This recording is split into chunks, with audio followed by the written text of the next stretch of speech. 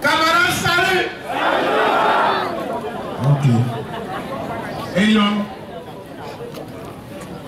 je vais aller très rapidement en français pour être beaucoup plus court parce qu'on m'a donné que moins de 3 minutes. Il y a une situation que nous les travailleurs, nous vivons actuellement au Togo.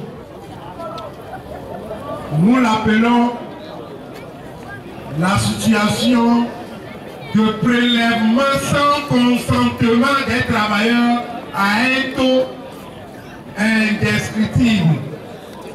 C'est cette situation de l'assurance maladie universelle.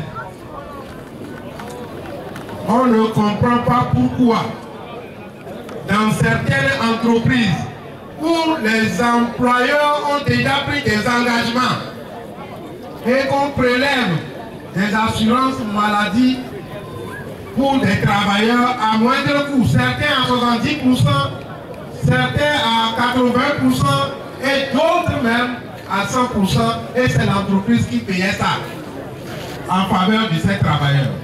On nous apporte une assurance maladie où on prélève 5% pour le travailleur et 5% pour l'employeur. Ça fait au total 10% des deux côtés. Nous disons que c'est inadmissible. Celui qui a 52 500 francs, comme si lorsqu'on va lui prélever 9%, il se retrouve avec 44 000 et quelques à la fin du mois. C'est dans ça là qu'il va lever le frais de transport. Si jamais, par erreur, il a une femme, ça devient plus grave. Et si jamais il a un enfant, ça devient pire. Donc, c'est dans ces conditions que les travailleurs que nous vivons.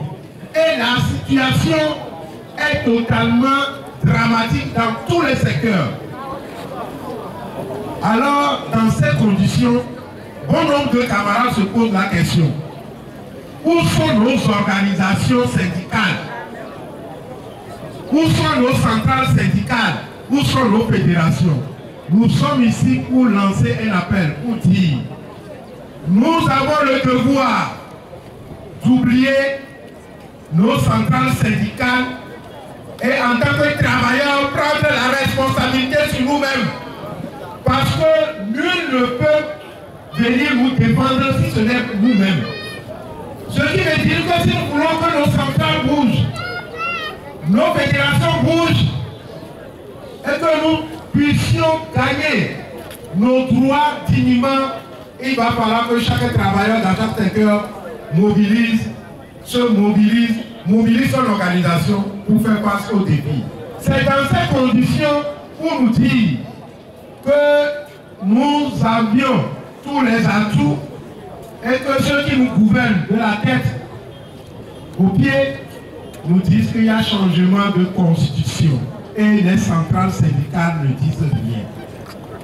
Quand vous prenez la nouvelle constitution, vous allez comprendre que c'est pour tuer tout ce qui est mouvement syndical ou associatif ou autre. On a relégué les droits des citoyens et des travailleurs en annexe.